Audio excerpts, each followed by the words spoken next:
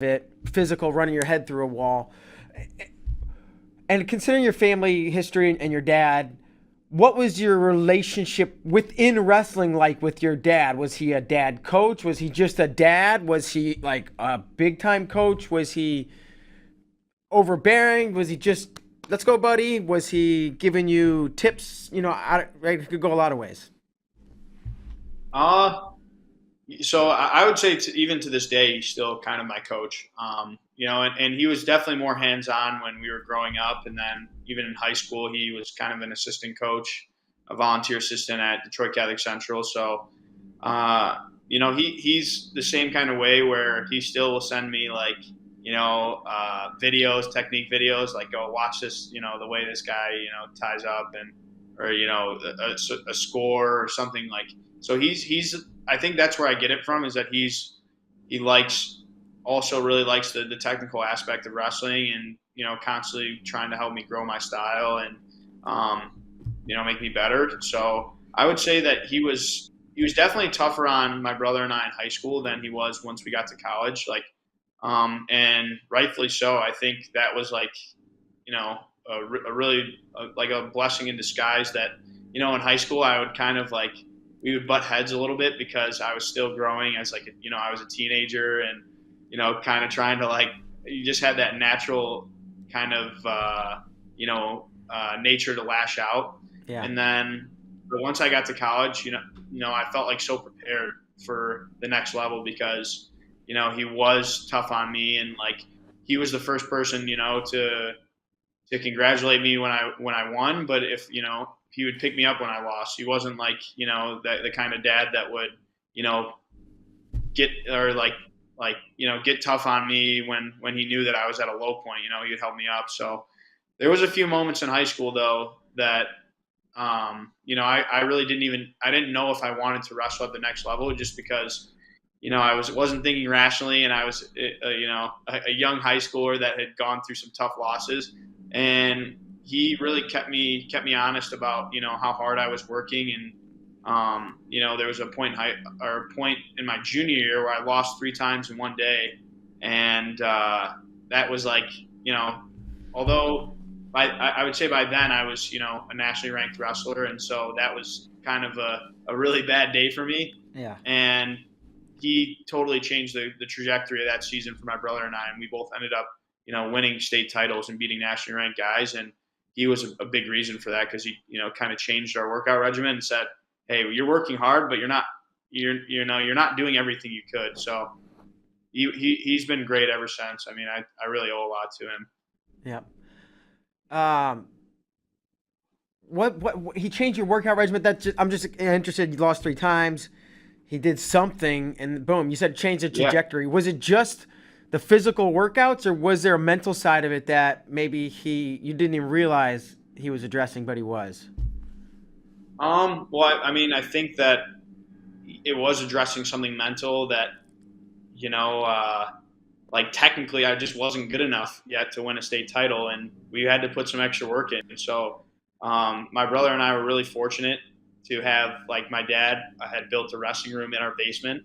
And so we had like the 2 small mats that we could work out on. And what we ended up doing really is we wrote, I think to this day it's still hung up in the wrestling room, but it was basically like, it was January when that had happened. And there was like about a month till the state tournament. So we wrote out like an entire plan of what we were going to do for the next month. And it involved, I think, 3 or 4 extra workouts a week, and they're all in the morning before school. So we would go down there and, like 6 a.m. and my dad was down there with us. We'd, get an extra workout in, and usually it was just technical, but we would, get that extra workout in before school. And then I think we had like 1 or 2 extra conditioning workouts that we do on the weekends. And I think that the thing that did mostly was, one, obviously the technical part of it, but then just the confidence of, I remember I wrestled a triple overtime match in the state finals, and I felt like so calm just because I knew that I had totally, upped my game and upped my training, that like that confidence was just naturally there after I had made that change. Triple overtime in the state finals. Is this like one one overtime on your feet, and then we're going top bottom, or how was the overtime Yeah, situation in yeah, Michigan? yeah. It's funny. I wrestled. So I wrestled, and the name who I wrestled is still relevant. It's Justin Oliver. Uh huh. Obviously, he was a pretty tough college wrestler too, an All American. So I had lost to him like 3 or 4 times too before that match. Like I was like 0-4 against him, I think, and all the matches were like that. So it was like I think it ended up coming down to ultimate rideouts, and I won the match by escaping and then uh, getting more riding time or whatever. I can't even tell you the rules, to be honest. Sure. I just remember I was exhausted, but I was like, I knew that, that match was mine just from the work that I had put in. Yeah, and so we're sitting here talking years later, and you're like, this match went to triple overtime. I was really calm, and it sounds like you attribute a lot of it to those early morning workouts or those later conditioning workouts. When did you put that together? Was it on the mat after you celebrated, shortly after that evening, or was it a day, week, months, or longer later when you're like, I think that's what did it, and that's what helped me to do that. I think my dad reminded us. So, like, I don't think I mean, like, rightfully so. He can take the credit for that. Yeah. But yeah, I don't think I would have been able to like put two and two together. But I mean, there's something magic happened because then after that, my brother had gone out and he wrestled Pantaleo and ended up pinning him like 45 seconds, which we laugh about now. Um, because obviously, we were all teammates and great friends. But so, I mean, right when that happened, I was like, okay, like there was a method to the madness, obviously, and it ended up working out really well. So, I mean, it's easy to correlate those two things. With the amount of work you put in is what you're going to get out, and that was like kind of a direct reflection of that. That's awesome. Um, so what yeah, obviously you're having success in high school. You win the state title and you go on and have a good solid finish to your career. Did you know you wanted to wrestle in college the whole time? And was it like, oh, Michigan, duh? Yeah, yes, of course, yeah. When I went to Detroit Catholic Central, that was kind of part of the thing, or not part of it actually. All of it was, I knew that they were a really tough wrestling program. I think that they were nationally ranked when I was coming in as a freshman. So I knew right away when I got into that room that like I'm not just going to do this to end in high school. Like and also just how tough their workouts were as a high school was like I'm not going to I'm not going to go through all this just to end my career in high school. Like this is going to be a building block for the next level. And so to answer your first question, yes, I knew I wanted to wrestle in college, but for the second part at Michigan, not really. Especially once my brother ended up going there, and I had already had my older cousin Jordan there. I kind of wanted to be the maverick that went and did his own thing. So I visited Arizona State, I visited Northwestern, I visited Rutgers, and I was seriously considering going to these other schools. It wasn't like I was visiting these schools just to try to increase my negotiation tactics. So it really came down to Northwestern and Michigan, and there was a really good chance when I got back from my Northwestern visit that I was going to commit to Northwestern before I even went on my Michigan visit. But my dad had convinced me that he was like, listen, like I'm not trying to be biased, but like you said that part of this was that we were gonna do our due diligence to take every visit and make this like more of an analytical process than an emotional one. And so I took my visit to Michigan, and there was like something like special in the air when I went there that weekend. I think they had like there was a football game, and they ended up winning like a crazy football game. And then my brother and my cousin were hosting me, and they just showed me around campus and kind of showed it in a different light that I had known it before. And so I ended up like after that visit, I was like, like, as much as I don't want to go to Michigan, it would be stupid of me to go against everything that, my heart and my head is telling me to do, which is to come, and be a part of this family tradition. So then I committed to Michigan, and it was funny because, I when I was on my visit to Northwestern, Stevan had hosted me because he was a freshman at Northwestern. And then, things kind of fell through at Northwestern, and he ended up leaving, and I was hosting him only a couple months later when I was an incoming freshman to Michigan that summer. So it's kind of crazy how things came full circle, and it seems like it really was meant to be. Yeah. Well, you didn't even want to take that visit, and your dad kind of nudged you and said, well, let's do it. And then you did it, and it turned out to be everything. When did you communicate to your dad or tell him or whatever, like, actually, I do want to go to Michigan. I'm glad we did this. And what was his reaction? I think that I didn't even make it. This is the funny part. I don't even think I made it home after the Michigan visit. I think I told the coaches Sunday morning that I was committing there, like when we went to go get breakfast. So I think that it was Sunday morning before breakfast. I was like, Dad, I kind of had a total change in heart, and I think, as long as, they give me what I want financially, and I think I'm going to come to Michigan. And so, and my dad, obviously, I think deep down he was like, early celebration, but his emotions pretty well, and was like, okay, like, hey, I just want to make sure that this is like really what you want to do. And I think my mom was she's a Spartan, so I think deep down she was like kind of like kicking herself in the butt, like, dang, like I wish you would have gone to Northwestern. But no, they were both super, super happy when I told them that. And then obviously too, I got to stay closer to home. I'm only like 30 minutes away from campus. So when I told my parents, they were pumped. And, my brother was there at the time too. So to have us both there was really good for them as well. All around, yeah, right. Not only are they happy because they probably won you, it's convenient. You don't have to go chasing you guys around the country on different teams at different events and whatnot. Yeah, they only have to schedule to come to one match on the weekends, or two matches. They don't have to drive all over. Had you gone to Arizona State, he's on the other side of the country. They're flying everywhere if they want to see you. It's just right. This makes sense. Of course, they would just have to take one trip here to Austin in a few weeks. We'll get to that. But San Marino, right? Obviously, you wrestled for San Marino. When did all this start? How and when was it? The process of even the idea. Where did it come from? How did these conversations start off?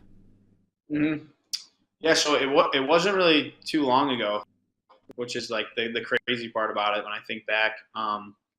It manifested in like late 2017, 2018, early 2018, where so I was born with San Marino citizenship. That's kind of to get that out there. That's really the important part, is that it's a birthright that's passed down through your mother. So I had San Marino citizenship because my mom was a citizen. And it comes from my great grandfather who had lived there. And so in 2017, 2018 was like right when, Dave Habit, when Dave Habit and Stevan Micic were like starting to compete internationally in the Europeans and stuff for Slovenia. Dave was actually a couple of years even before that. Yeah. But Stevan was starting to do that stuff for Serbia. And, it kind of was like the hot thing to do, and it seemed like pretty cool that you get to travel over to Europe and get to compete all over around the world right off the bat. And so I just reached out to we reached out to somebody that actually there's a community here for San Marino in Detroit. So we reached out to them and saw if they could kind of get us connected with the Olympic Committee in San Marino, and they did that pretty fast. And then the funny part about what happens next is we had to go over to San Marino for a wrestling tryout. Tryout? Yes, a wrestling tryout. Okay. And so that was like that following summer in 2018, and my brother and I, they brought in some like Italian national team Greco members. I don't even know if they were like senior level. They might have been junior, but they wanted me to wrestle Greco with them. So I was like wrestling a little bit of Greco just to like show them like, hey, I have like a wrestling background. And it was funny because like I don't think they realized that like, we take wrestling pretty serious in the US. So they just had nothing to gauge it off of. And like pretty quickly after, my brother and I had gone through that tryout, like, I don't want to boast or boast or brag, but like, I don't even really have much of a Greco background, and it was like, kind of like child's play. And so they were like, okay, like, we're gonna run with this, like, and we were registered for our first tournament was my brother and I was the European Championships in Bucharest, Romania, the following year, and they registered us for it, and we ended up. I don't think I actually medaled at that. That was the one I didn't medal, but I'd won a few good matches. I wrestled Aminishvili and beat him, who he was, I think, a former world medalist. So then San Marino was like, okay, like I think they realized that they were in it for the long haul, and they were willing to support, my brother and I, and kind of help us in any way they could. And so, yeah, that's it. Kind of all started, and I have to give a big shout out to my mom, because she is literally like the the international diplomat between like San Marino and Michigan. Like kind of runs all the communication and make sure that everything is working out to this day. So she's done a great job, and as well as like Sean and Sergey and all of our other coaches. So it's been awesome. Yeah. I mean, European national champion, you're not national, European championships. That's no joke, right? There's so many good countries in Europe. Probably the best wrestling comes from Europe, as a whole. What was that experience like? And foreigners have a different feel. Had you wrestled many foreigners before? No, this was like one of the because I wrestled cadet Pan Ams when I was in high school. So, but I was and I this kind of is contradicts what I said, but I wrestled Greco. So I didn't even wrestle freestyle. I wrestled Greco, and to be honest, the only reason I made the team in Greco is because I just had a good left-handed headlock, and so that was basically the only Greco move I had. And so I'd wrestled some guys from like Mexico, and I think I wrestled somebody from like Honduras, but not really anything like international, like European or Asian or any of the other countries. So it was a little bit like different, and it was an adjustment. But I was just coming off the NCAA season, and so I felt like I was very confident in my conditioning, and I think that was a big reason why I won a lot of those matches even without any experience, was just wearing on these guys. And technically I might have had a little bit of a step up to get to, but just relying on that kind of conditioning and pace, and even technically, I feel like after a few of my first few matches, I was like I can compete with these guys. Sure. So it was like at that point, hey, I belong. I can compete with these guys. What at that point was like, okay, world and Olympic aspirations, or was that even prior? And maybe not even just aspirations. Everybody wants to be a world Olympic champ, but like belief that these are attainable. Yeah, no, I think that those were kind of solidified goals from like a pretty young age. The path that I had seen myself getting to those goals had obviously changed. Uh-huh. And but no, I think it just kind of like it reiterated that I was right there, and that I could achieve those goals, because obviously like you said, everybody has goals to become like a world and Olympic champ, but you have to there's like stepping stones to get to those goals. And obviously, the closer you get, the more that goal seems attainable. So, right off the bat, that boosted my confidence. And, I had it allowed me to double down on my goal. That was the world championships were coming up that year. Or the Olympic qualifier was the world championships. So, I had doubled down that hey, I'm not waiting for a European qualifier or last chance qualifier. My goal at the World Championships was to medal and to qualify for the Olympics. And I didn't medal, so I even fell short of that goal. But I had qualified for the Olympics, and that was a huge stepping stone, and kind of again then another reason to set my goal high and moving into Tokyo, and hey, I can medal at the Olympics. If I was able to place top 5 in the world, then what's the difference between the Worlds and the Olympics? Yep. And I see where this is going, but compare your level of confidence in Kazakhstan in the 2019 Worlds, entering that, versus your level of confidence, I guess, going into Tokyo. And were they different, or were they similar? Was it okay, I learned something here, so another level over here? Yeah, I think going into Kazakhstan, I think that I was really confident, and I was locked in. It felt very similar to Tokyo, but for Tokyo, it was there was so much more of obviously there's more pressure going into that, but I think for Nur Sultan, it was I didn't really know what to expect. So I almost when I qualified, it was almost a surreal feeling of wow, I just did that. But then when it came to Tokyo, it was more I expected to do that. I think I had more experience in my training leading up to Tokyo. I had Alex Deringer was over there in Tokyo with me, so and Sergey was coaching me, and I just felt I remember going into that bronze medal match, and I'm there's just no way that I'm losing this match. I'm winning a bronze medal, and it ended up being a lot closer than I had even imagined in my head. Deepak Punia, really is a kind of a tricky guy to wrestle. So, but no, I think one of the big difference was, like I said, I think, I trained the same for both of them, but just having the experience after the Worlds was okay, we're coming home with an Olympic medal, whether, whether I'm ready or not, that's just, there's no ifs, ands, or buts about it. Yeah.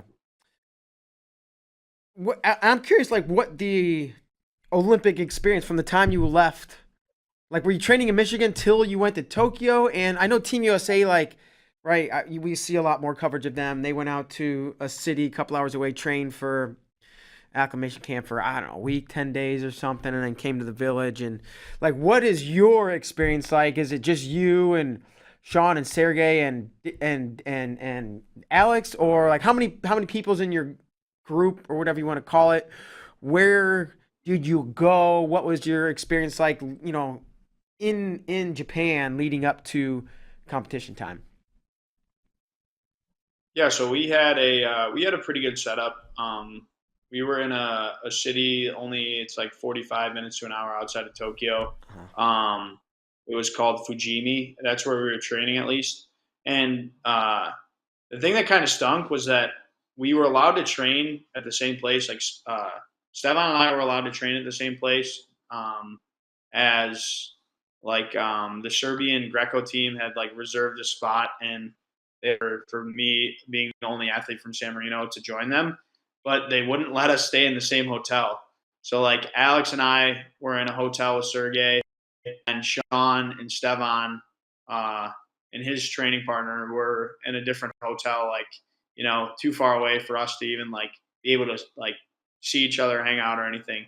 So for the first 10 days, it was basically Alex, Sergey, and I were in one area, and then Sean and Stefan were in a different area, and we basically only saw each other when we met up to train. But then eventually, yeah, that was like a 10-day training camp, and then um, we had a great setup, and it was like really cool because the people from Japan that were hosting us were like, just like so grateful to have us there.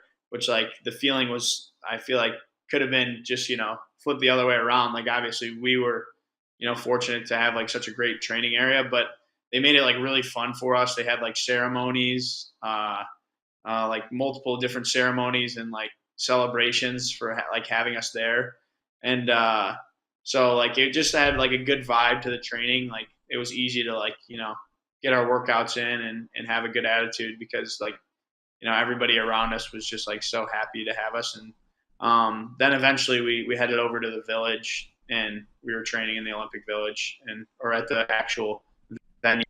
So from there it was kind of a similar feel to like when you go to NCAA's or something and you have to get a few workouts in there before Yeah, you compete. sure.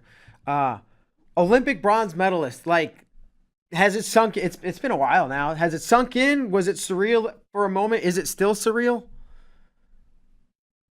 Yeah, a little bit. I definitely, I think I came back down to earth like, a couple months ago, uh, when I made my announcement that I was coming back to the college, for this college season. That was kind of like when it was like, all right, like, send the Olympic bronze medal home to the parents and let's focus on the next goal and next task at hand. But no, it was, I usually am somebody that like is so goal oriented that I have a hard time kind of like letting things process and like smelling the roses. But this was the one time where I felt like, I was really able to do that. And I think just because of the the like the vastness of accomplishment. Obviously, like in the wrestling world, there's like the world championships is like for some people it's just as tough, if not tougher than the Olympics because of the added guys that are in your weight. Mm-hmm. But the Olympics is like something that's like I remember growing up and watching as a kid and kind of just being in awe of like Olympic athletes, just the coin term Olympic athletes. So I had to kind of let that soak in, and I think it was a good month of kind of taking a victory lap, and then it allowed me to kind of like get a nice refresher, and I feel like taking that time to just celebrate and like step away from wrestling for a minute allowed me to Yeah. like kind of get refreshed and ready again for this college season. So you made the decision to come back to Michigan after the Olympics. That's what it sounds Yes, like, right? And was it something you gave much thought to, or you're just like, I don't even NCAA is a different world. We do Tokyo and then we figure it out.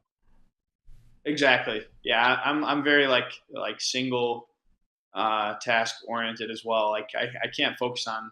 I'm not a good multitasker. So if I had like NCAA's looming in my head while I was training for Tokyo, I feel like it would have been kind of a negative thing trying to balance both of those. So I literally like it was something that I did on purpose. Was like not going to make any announcement. I'm not going to put any into thinking about folk style wrestling until after I compete and give everything I have into this, Olympic cycle.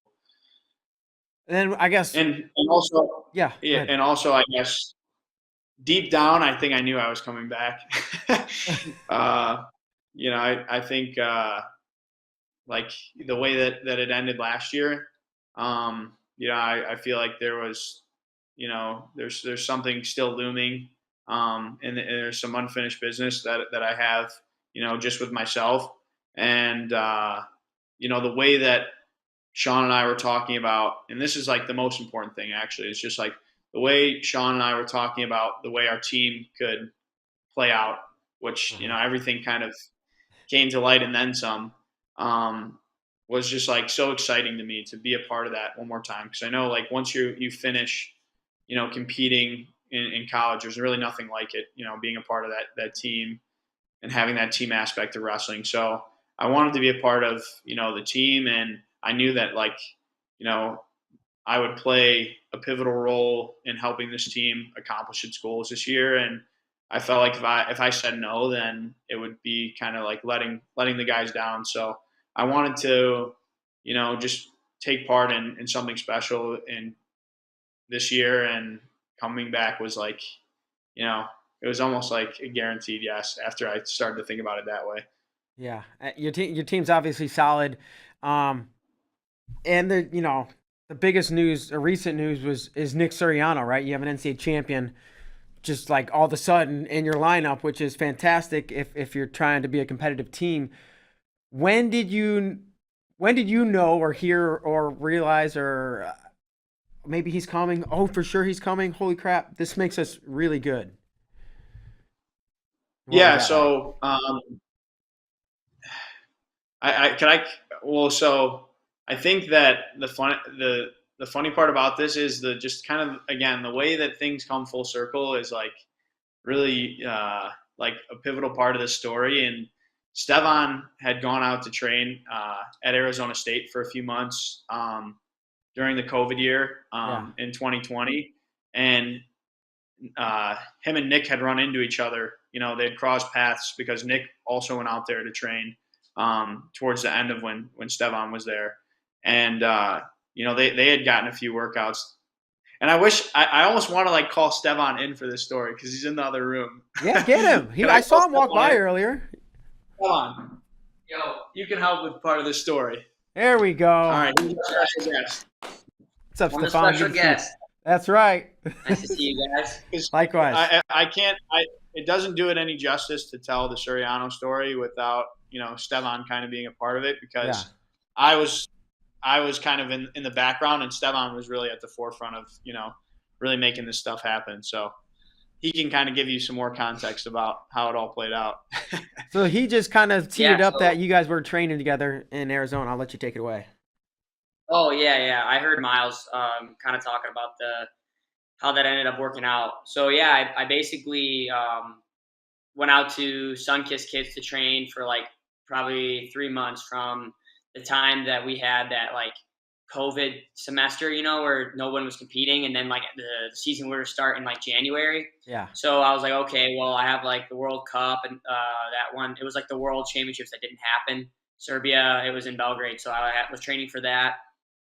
And just to kind of change it up, because Michigan had a little bit of harsher regulations and rules, and I kind of wanted to just mix it up a little bit. So Sean had actually let me. He's like, hey, we had a conversation, and he let me go out there, work with Mark Perry, work with some guy. They brought a few different guys in, work with Frank Molinaro, and so yeah, I was out there for 3 months, and one of the partners that we ended up bringing in was Suriano to train with me. And I had trained with him. It was supposed to be like for a week, but then what ended up happening was he liked it a lot and wanted to stay at the time. So he decided to stay. And basically the last month and a half that I was there, we were training partners, which was really cool. And so we kind of developed a good relationship. And, even though that I went back to Michigan and, was trained there, he stayed in Arizona. And, make a long story short, not really sure what had happened, but I had overheard that Nick I'd overheard that he was like leaving Arizona State and wasn't really sure. And I was like, well, he wants to wrestle college. He wants to,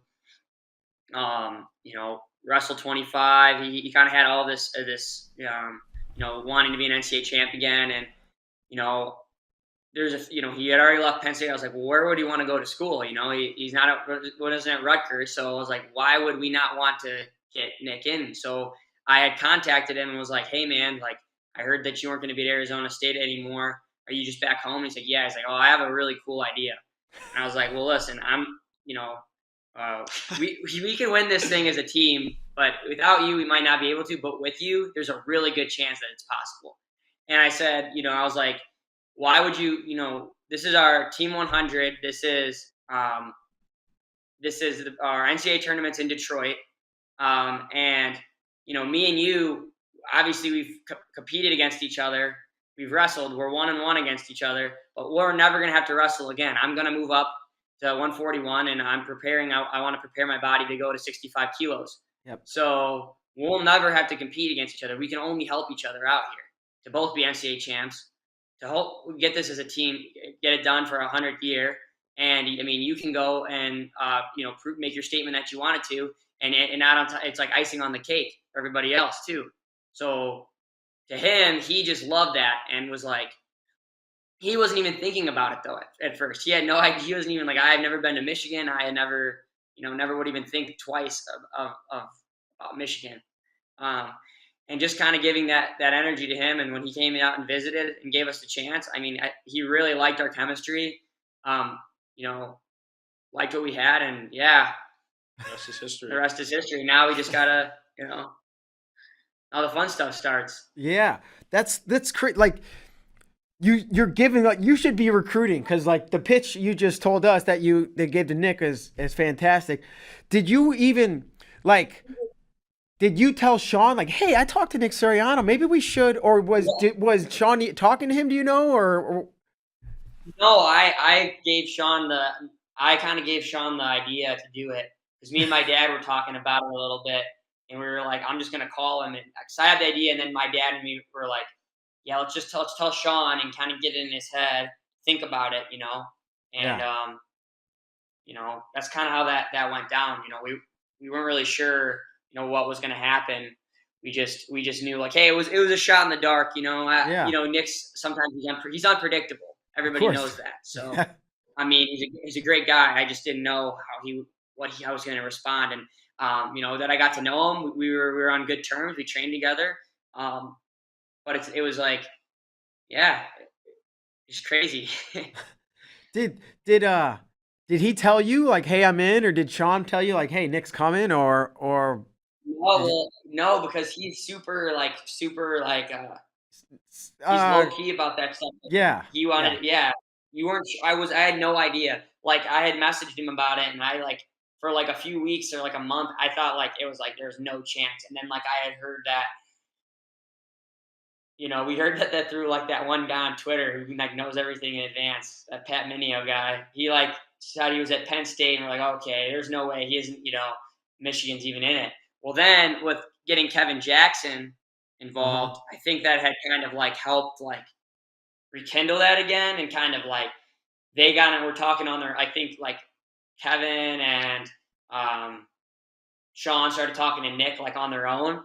And then after he had visited like Ohio State, apparently I had heard that from Sean that's like, hey, Nick's gonna come. I was like, for real? He actually is? I was like, okay, so And that was like funny thing about it is like Stefan and I were like, man, we're not gonna believe anything until we see like an announcement, or just because like things like that can always fall through. So yeah, no, I the next thing you know, it was like the same day. It was like Sunday morning. We talked to Sean about that, and then later that night, that's when Nick made his announcement on Instagram, and so we were like, all right, we can feel like the momentum, starting to shift. Something's starting to happen here. He posted that graphic, right, with the the Wolverine. Yeah. He had the Hugh Jackman Wolverine things, X-Men. He's more shredded than Hugh Jackman now. he's a specimen for sure. So is he with you guys training? Yeah. He's here training. He got here like, when did he get here, Myles? Like a couple weeks, a month ago. Even now. A month ago now. Wow. I'm sure he showed up in shape, right? I don't ever see Nick out of shape. Yeah. Yeah, it's been all positive. Like, you can't say enough good things. So, I mean, it's been great. I don't know if you guys know the answer, but do you know if he's wrestling on January 3rd? I mean, I think I'd like to think that.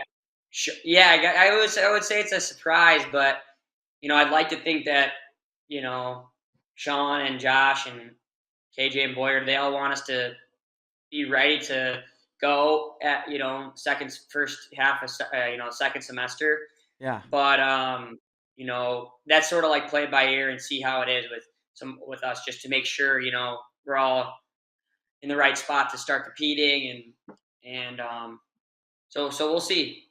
You guys are making the trip though, right? You coming down here at least, hopefully wrestling? Yeah, we're making the trip for sure. Oh yeah. Yeah, it's gonna be awesome. And I don't. Someone and I will do it for sure. Okay, you guys are wrestling.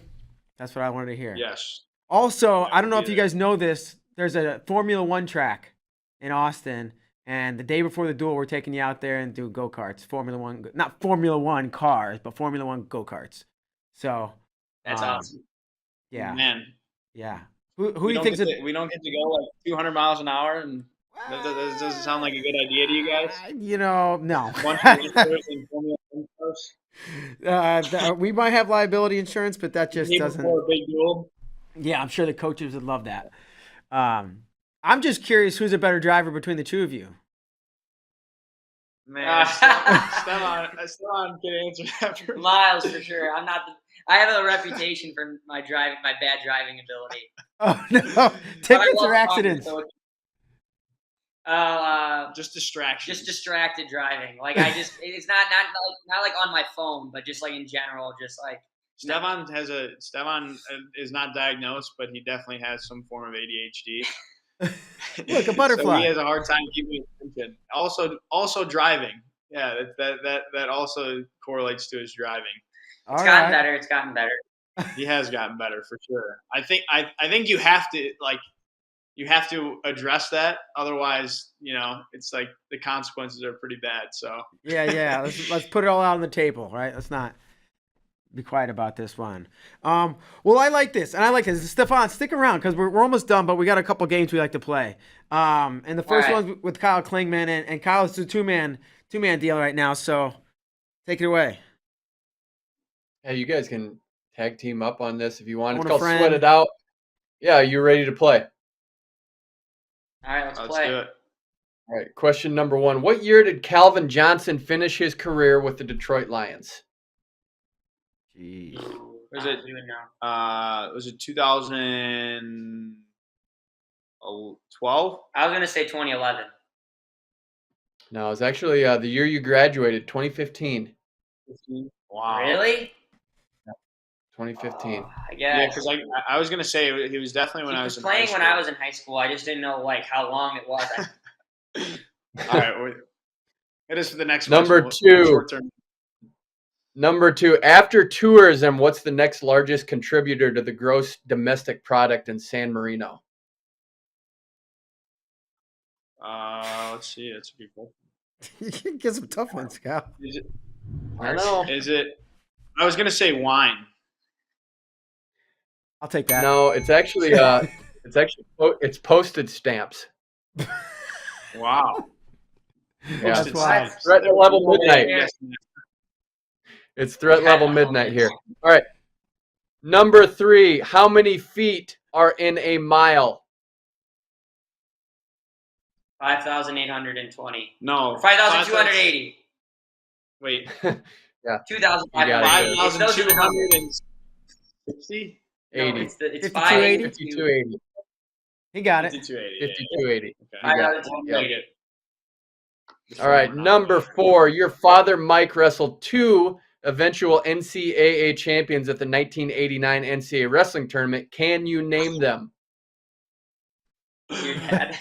Oh man. Oh man, I should have paid more attention when he told us the story 100 times. 89, because 89 was 88 was the year he was second. So 89. We don't talk too much about 89 because that was for reasons that I won't talk about. Let's see. Can you give a hint on the schools? They're both Big Ten schools. One coached at Minnesota. He actually coached Brock Lesnar in MMA. Oh, I know. Eminem. Oh, Morgan. Marty Morgan. Yeah, Marty Morgan. Is that it? And then Okay. the other guy was I don't know that a lot of people know who he is. His name's Dave Lee from Wisconsin. Oh, David Lee. Yep, David Lee. Yeah. Okay. Yep. I wouldn't have guessed And that, then- but now you say that. Number 5 is we're thinking about the upcoming Michigan versus Arizona State duel in Austin on January 3rd. What Sun Devil wrestler did your dad pin in the 1988 NCAA tournament semifinals? Come on, man. Why you put me on the spot like this? You sweating it out. It's making you sweat. I'm out this one. I know this too. I have because we have. Okay, again, I'm gonna need some initials. It's Some kind of hint here. my brain is JG. malfunctioning. JG is the initials.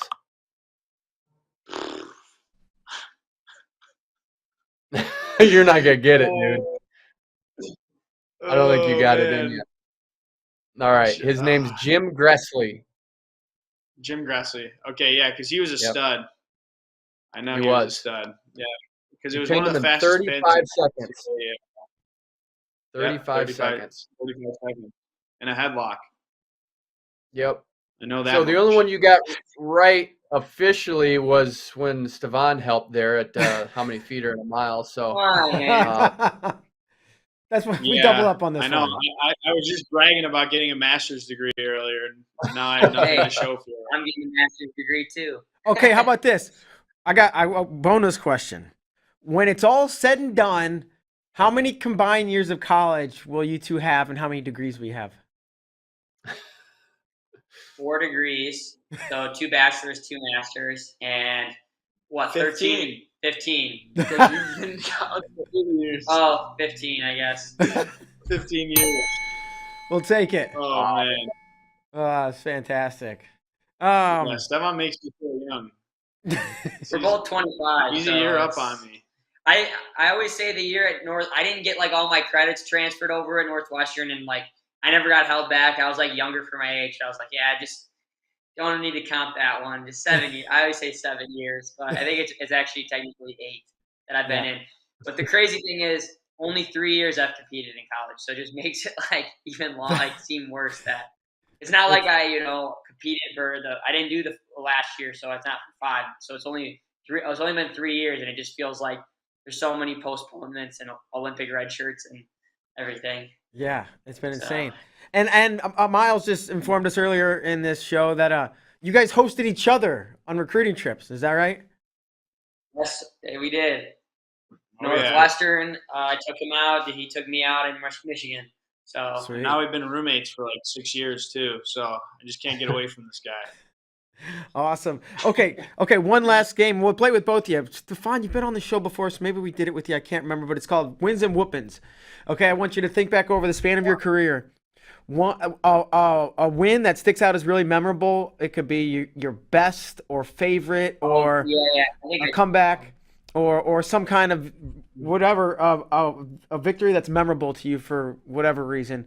And then the flip side, a whooping, like when you just got your ass kicked and nothing worked, and it's probably one of those things you want to not think about or talk about. We're going to surface it though. A whooping that stands out, and then a win that stands out, and you can do either one first. And Myles, we'll let you answer first. All right, a win that stands out is I'll make this one easy. A win that stands out was this one's recent, was in August of this year when I won the bronze medal match in like the last 10 seconds. Just like there had been a lot of matches where like the last 30 seconds didn't go my way, or like where I came so close, like, especially in NCAA season or in the NCAA and in college, like where I felt like, I literally was like within reach and just barely slipped out of my hand. So to get that win in like the last 10 seconds was like so refreshing, just like to finally be on the right side of the right side of the score when, it was all said and done. And then a whooping, I got to throw it back to my freshman year when I wrestled Bo Jordan in the Big Ten semis. I remember like he was hurt for like most of the year, and he came back towards the end for like Big Tens, and he had some close matches. So I was like, hey, I know I'm a freshman and this dude's a stud, but like, I have like the youth on my side, and the fact that he hasn't wrestled much this year.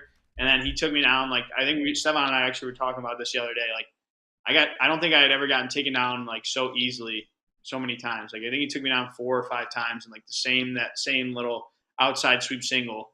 And I remember coming off the mat just feeling like kind of hopeless. Like, damn, like I just got my ass whooped. But then obviously we'd have battles, in the future. So it was kind of a cool start to a rivalry between him and I. All right. Stefan, you got any? I'm trying to think of a good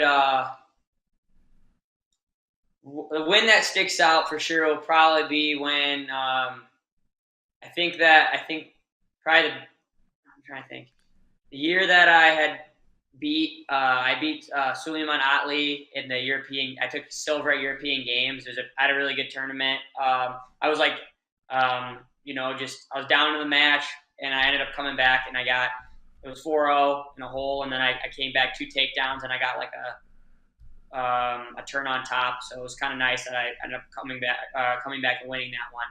And a loss that really sticks out that I was like, man, I would probably say when I was my first year, like redshirt year maybe, when I had to wrestle Tomasello, because I just had always felt like when I wrestled Tomasello in matches, it was like my redshirt freshman year. I wrestled him at 33, and I just felt like that year wrestling college, I was like a little bit like I was still immature that year. Like my body, like my technique was there, but I made a lot of mistakes because my body wasn't physically. And Nate is just like a little man child, and he's just so strong that I just when I wrestled him, he just like handled me. I remember I wrestled him in NCAAs for we had some close matches, but I wrestled him in NCAAs for 3rd and 4th, and I just like couldn't get anything off on him, and I just felt like he overpowered me, He's so a tank. that was sort of like that year wrestling him, he just was way more mature than I was. Sure. We both chose Ohio State guys. That's not good news. Oh yeah. Yeah, I wasn't gonna surface that, but I guess you will. Yeah. But things have turned out things have turned out all right for the two of you, and we're gonna ride this fairy tale of college, through the end of the season, and down here for Austin for the duel, this amazing team that you're going to bring to Big Ten season, Big Ten championships and NCAAs. It's exciting for sure. So, I think a lot of people are excited to see another team in the mix as a contender, and I think you guys will be right there. And I wish the best for you guys. Any closing remarks, closing words, closing thoughts from any of you guys? Anything still? No, just happy holidays, happy New Year. Merry Christmas. Yeah, thanks, guys. Go blue. And go blue. Go blue. Merry Christmas and happy holidays. You guys will see you right after the first of the year. Yeah. Thanks. You guys hooked me up last time I was there. So, Myles, Stefan, thanks so much for chatting with us today. And we'll see you guys January 1st. Hey, guys. All right, thanks. Peace out. Peace out. Later. All right. Doubled up today, Kyle. That was fun. That was a blast, man. That was a good surprise to have Stefan on camera with his teammate. That was cool. Two Olympians. And cool to hear the story about, he recruited Nick Suriano. I didn't know any of that. Was instrumental in getting him to Michigan. So, hopefully we see all these guys wrestle on January 3rd. Nick is the man of mystery, so we may not know till January 3rd at weigh-ins. But we will know eventually. So that's going to do it for today's show. For Kyle Klingman, I'm Mark Bader. Hope you guys enjoyed it. We'll see you tomorrow. Thanks.